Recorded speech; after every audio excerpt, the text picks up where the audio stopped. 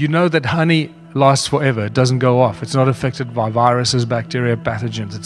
It's one of those miraculous things.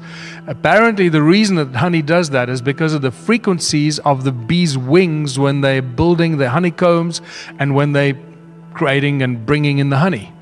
So it's a frequency of the bee's wings that creates the hexagonal structure of honeycombs.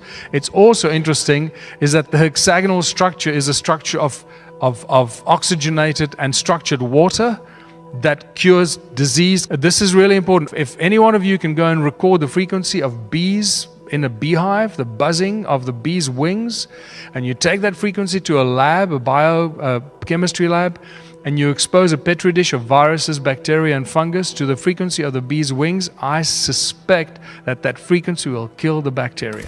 George Lakhovsky's multiple wave oscillator is a spectacular device with which he cured his father, listen carefully, he cured his father of quadriplegia. You don't cure people of quadriplegia, right? His father was admitted with quadriplegia into the hospital in the USA. 6 weeks later, he walked out on crutches. The way he treated him is every day he walked in there with a little small handheld portable multiple wave oscillator from George Lakhovsky and treated him for about 45 minutes up and down his spine, after which he exposed him to color light therapy for another hour. He did this for 4 weeks, 6 weeks. His father walked out on crutches. I saw the hospital report. It says, Mr. So-and-so exhibited a remarkable recovery. That's it. It's spectacular. They just won't go there. They will not be, engaged in any explanation. In 2011, Anthony Holland, this is now in a TED Talk, show us which frequencies kill cancer cells. Very briefly. Okay, he tells us between 100,000 hertz and 300,000 hertz kills cancer cells. And he shows us in a TED Talk. We now know that cancer is vulnerable between the frequencies of 100,000 hertz and 300,000 hertz. So now we attack leukemia cells. Leukemia cell number 1 tries to grow a copy of itself, but the new cell is shattered into dozens of fragments and scattered across the slide. Leukemia cell number 2 then hyperinflates and also dies. Leukemia cell number 3 then tries to make another cancer cell. The new cell is shattered and the original cell dies.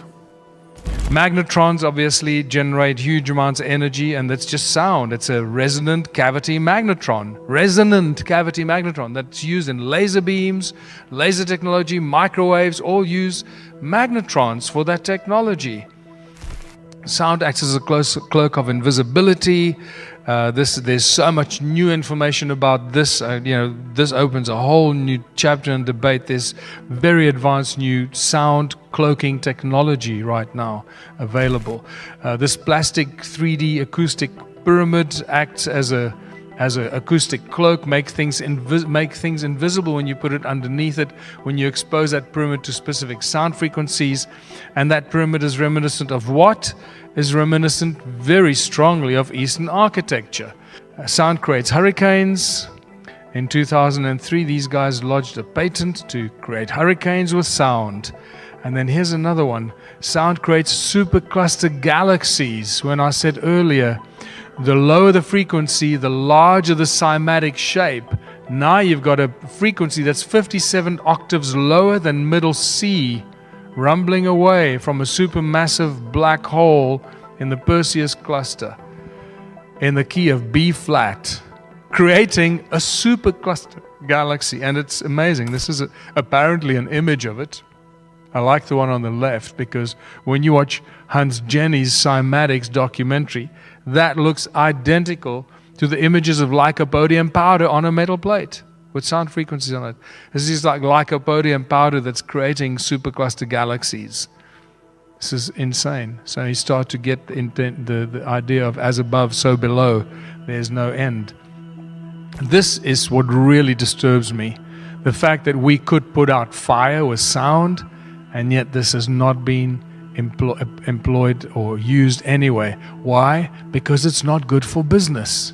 Remember, the moment we stop the growth and the need for money, the entire global financial system collapses. This is just spectacular. These kids developed this little resonator that puts out a fire. 5 seconds.